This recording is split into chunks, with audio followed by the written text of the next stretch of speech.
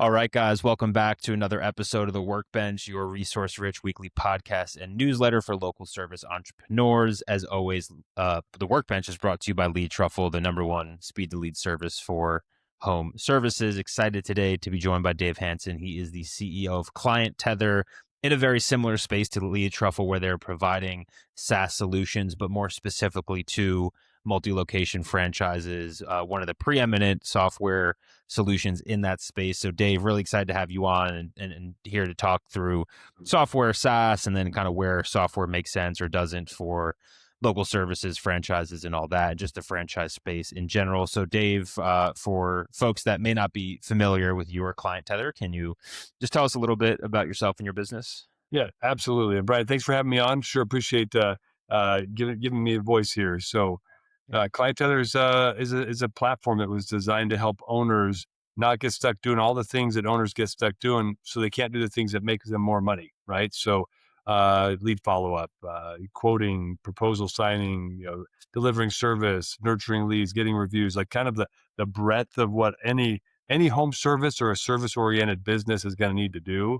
We've been building a platform for 11 years that was designed by a franchisor, a home service franchisor, to solve those problems. So, yeah, I'd love to. Tell you a little bit more about it, and you tell me, Bryan, what would be the most useful thing to share with your audience today? Yeah. No, I mean, I think going into like the franchising space specifically is quite interesting. I'm kind of new to it because I didn't realize how big of an industry there was around just the business model of franchising. Forget if you have a McDonald's or Burger King or whatever fence franchise, just like the franchise industry is a very big industry. I know you've been deep in it. So I think for me it would be interesting as well as the audience, like how would you describe the industry of franchising, what it is, who's involved, why it's growing or shrinking? Like, give us a little finger on the pulse, Dave, here of what the franchise game looks like in 2025.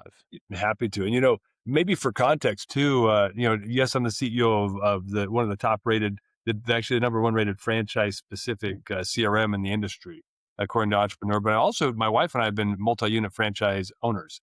We just sold our units in January. So I've kind of lived on both sides of the fence, always been entrepreneurial, started several businesses, run many. The franchising industry is unique. In fact, it's not an industry, it's a business model, but they've established an industry around the business model. You said it well. And it's a growing space. I'll say there's great advocacy on Capitol Hill for the group, where there's a central organization, IFA, that helps advocate on behalf of this business model. And in a nutshell, it's just a business model that helps you get into business for yourself and not be by yourself. So you've probably heard that before, and if not, it's a great catchphrase. But you guys want to run a business. You might even already have a business. Maybe you're a plumber or an electrician or a roofer, and you're really good at slinging a hammer or doing the core part of your trade, the technical side. The business side of running a business is actually the hardest part for most people. So how do you get marketing going? How do you get leads in the door? How do you sell? How do you manage back office accounting, finance, all these different things? Well, the beauty of the franchise model is that it encapsulates all those dirty, annoying pieces of the business you don't know how to do, and they systematize it, and you pay for that. Then you walk into a package deal where you've already got yourself set up in a business that's going to operate well with coaches that mentor you, and proprietary systems or setup systems like a ClientTether, Lead Truffle, right, that can help you automate parts of the process you don't want to do, because you want to be in the home, estimating a project and closing a deal, then handing it off to your ops team, right? Like that's the golden position to be in. It's just closing deals and moving deals around and getting things done. If we can do everything else around that, then you've got yourself a really happy and successful business that will scale. What brands were you in before when you were running the franchises? Yes, I used to coach high school baseball and had my own travel ball team. So it was a brand that was kind of related to that. My wife and I looked at probably a dozen home service brands. If I'm being honest, your audience, like the home service brands, the dirtier, the better, like the better the margins. So dirty work equals clean P&Ls. I'll just say that. So we looked at a bunch, and she actually said, I like this one a lot. And the P&L looked good. The item 19, if you're familiar with franchising, that's where they have to put their financial data in a structured way so you can see how they're performing typically. And they had really good data. So we bought a Team Up Athletics. We bought 2 territories, and it was so fun, man, working with local communities. They do athletic equipment, apparel, etc. and we worked with recreation departments. We worked with high schools, junior highs.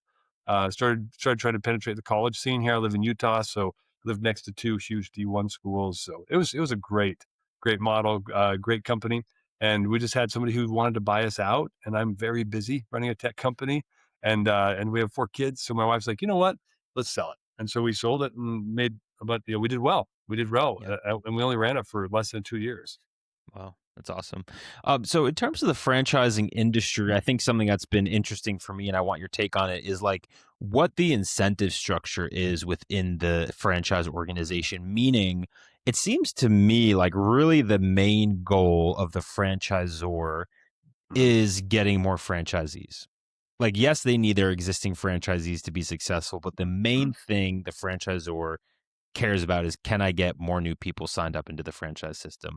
And then, and I could be wrong here, but I want to hear your take. And then, really, at the individual location level, is where they may care more about a ClientTether, a lead truffle, a software system to help them with their operations. Does that ring true to you? Am I off there? What do you see as the incentive structures? Yeah, so it's funny because we do both. We do the Fran Dev side and the unit op side really well. Mm-hmm. So we actually have the conversations across both. And I agree with your perception that there's an obsession in the industry about selling franchise units or awarding. The proper terminology is to award more franchise units. Right. That's like in Yeah. the tech Yeah. game. It's like, oh, my MRR, my ARR. Like, I feel like for the franchisors, it's like number of new franchises or number of active locations. Like, that is their big metric they like to flaunt. Yeah, the true metric that everyone should be focused on, and the great franchise systems are, is unit economics. So because the franchisor at the end of the day, they make their money on royalties. And this is a beautiful part about the model is if you think about it, the franchisees are incentivized to grow their business and generate income, right? That's what they Yep. want to do. They want to build wealth through not only income coming through, but also the value of their business growing at the same time. It's a double win. The franchisor only makes money when the franchisee is making money. So the incentives are aligned. So most franchisors that are wise and established, they're obsessed with helping. They have franchise business coaches that'll get and help you look at your P&L and evaluate you on your effort and coach you in the tools and get you technology that will help you scale more, because they want your revenue to go up, because then their royalties go up. And their valuation as an entity is almost 100% based upon, proprietary IP, blah, blah, blah, a little bit, but it's mostly recurring revenue through royalties. That's what investment groups are valuing very high in the industry. So they're Mm-hmm. highly Mm-hmm. incentivized to do that, but also add new units so they can help scale them up, and more units, more revenue. It's about royalties in the Yeah. industry, really. And then what and let's just go on in on franchises, because I think you have a unique perspective. We've talked to Zors, quote Mhm. unquote. We've talked Yeah. to Z's, quote unquote, but I think you play sort of a Sweden role in all of this, where you're maybe not as incentivized and can speak a little more freely. It seems like then there's the whole like FSO or franchise sales organization side, and like Yeah. their whole business is like, hey, you have a new franchise doing hiking, going and hiking dogs or whatever, and like you need to get more franchises signed up. Like, what is that piece? Like, what cottage industry is? What is that value, and what is their perspective on the whole system there? Well, I'm going to speak candidly about that, and Sure. I've got a unique perspective. We have clients that are FSOs, and Mm-hmm. we also interact with and know, the founders and owners of many of the big FSOs, franchise sales organizations in the industry. I'll just say this: like, just like any industry, just like any group of businesses, there are people who are working it and doing it well and doing it for the right reasons, and there are some that are doing it just because they want to make a buck and they could give two craps less what happens after they sell, right? So, and I'll say there are a lot more of the good guys than people who are bad actors, and even some of the people that have been bad actors have been, I think, slapped on the wrist enough that they're really starting to become pretty good actors. But their whole incentive is they want to award franchises because they get sometimes a piece of ownership in the franchisor business in exchange for selling, so they can reduce their upfront payments. They also get the majority of the franchise fee. So when you buy a franchise, you pay a franchise fee to the franchisor. From that fee, the franchisor will pay a consultant if a consultant found you and helped you find your way, or they'll pay an FSO who found you and helped you find your way to that brand. And so the majority of that fee goes right back to the FSOs. They make tons of cash. Some of these guys are selling hundreds of franchises a year, valued at about 50K a pop. Do some math, they're making a lot of money. So that's really what they're incentivized to. That's the only incentive they have. There's only one or two groups that will help sell franchises and help onboard them and train them, but Mm, hmm. that's very, very rare. Yeah. So it's mostly just kind of slinging units. That's what they do. Yeah. Yeah. And then what is your take, as candid as you can be, with the client roster full of franchisors, around like when it makes sense to like when it really makes sense to join a franchise as a potential entrepreneur versus start your own thing?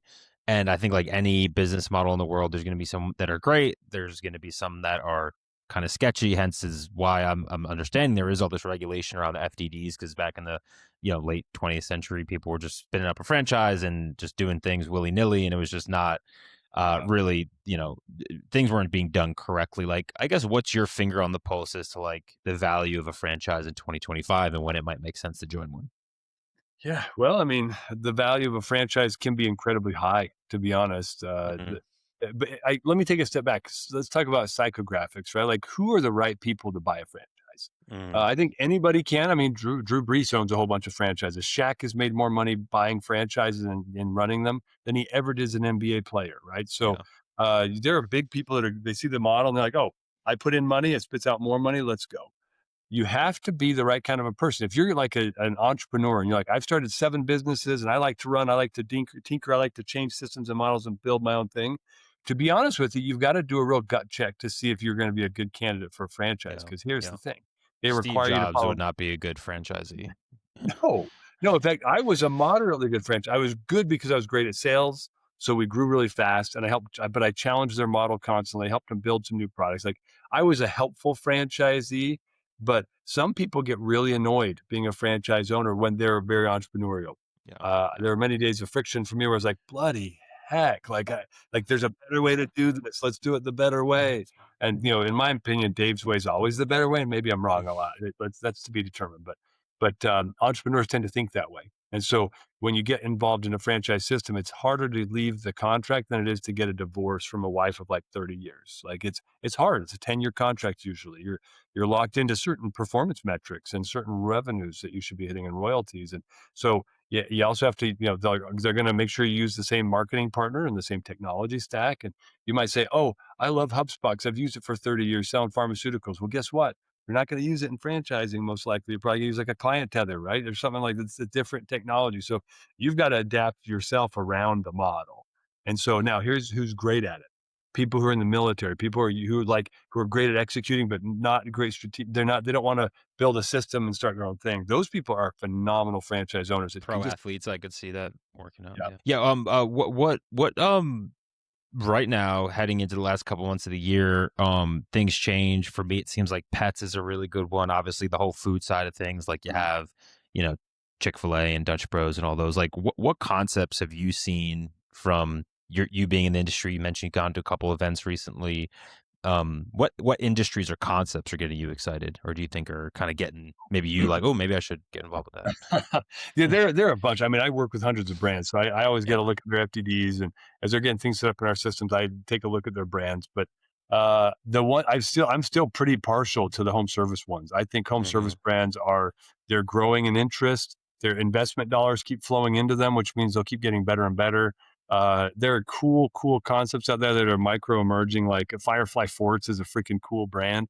I really like the owner there. Got a heart of gold and a really cool concept. They're just some. It depends on what you're interested in. Like, this is the beauty of franchising. You mentioned it earlier. You decide what you love and are passionate about, Yeah. and then you can go find a franchise that does that. And so you want to build backyard ports. There's a franchise for that. You want to run a halal kitchen. There's a really cool franchise concept that does that. Or if you want to, I would say the ones that get me most excited are really the ones that have the best performing P&Ls, the least Hmm. amount of investment with the highest ROI. It's Yeah. almost 100% home services or B2B services. Yeah. And then for client tether, I think an outside party might say, hey, just use House Call Pro, or I've talked to franchises that use Sure. Jobber or Service Titan. Sure. Why do you think that it makes sense for there to be software specifically for the fran dev and unit ops side of a franchise when there is abundance of software that maybe can meet some of those needs? Sure. Oh, and you said it right, some of those needs, right? Yeah. So the jobbers in the house call pros, they're great for standing in a van, chucking a truck. That's what they were designed for. Yeah. They're trying to retroactively make them work for multi-unit, and they're really struggling. So the reality of a franchisor, if you're a franchisee and your franchisor hasn't provided you any technology, you don't have to report any data up. You don't want industry leading front end, sales engagement stuff, like use Jobber, use HouseCope, where they got really good field Mm. service solutions in them.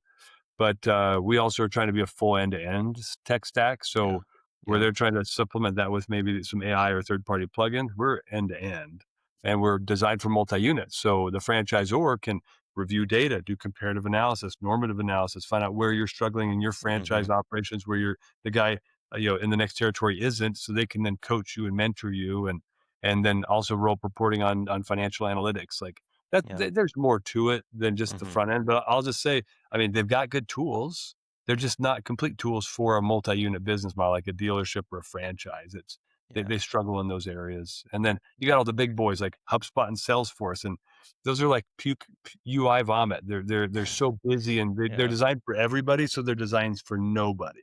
And Yeah. that's where we just built tools that only are designed for multi-unit and Yeah. service oriented, primarily home service. So it's every ounce of development we do makes the platform better for those operators. Where Salesforce, they don't even care. Neither does HubSpot. If you're successful, they're like, yeah, you're locked into a contract. Just give us our money. Here's a contractor that will take your money and make it better if you want it to get better. And we invest all of our time making it better for our clients.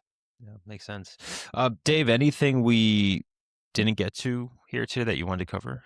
Oh, no, I mean, dude, I appreciate you having me on. We ended up Yeah. focusing on franchising a lot, but Yeah. I'll just say, like, great business model. And make sure you do your research and your validation. You can take a look at tools like Vetted Biz online, and you can do your own analysis and do comparative benchmarking against a concept or an industry. Like, let's say you want to do house painting, go look at the actual data of how the franchisees are performing before you start reaching out to brands. And you that's the best way to approach the industry is with Yeah. data, because you have a lot if you know where to Yeah. look. Yeah, no, for sure. And we've been, looking at that for some elite truffles. We're working with more franchises. For those that don't know, most of these franchises are required to disclose their inner workings through this thing called the FDD, a franchise disclosure document, I think. So, Yeah. if you're listening and thinking about joining, there's a lot of ways online to find these things. So, lot of information out there. To your point, Dave. So, Dave, thank you so much for folks that are listening and they want to check out ClientTether for their franchise or connect with you personally. What's the best way for folks to find you? Oh, just get me on LinkedIn. That's pretty easy. I'm Yeah. pretty active on there, and happy to connect you with people that are smarter than me if you'd like to learn more. All right, Dave, thank you so much for the time. Yeah, thanks, Brian. Appreciate it.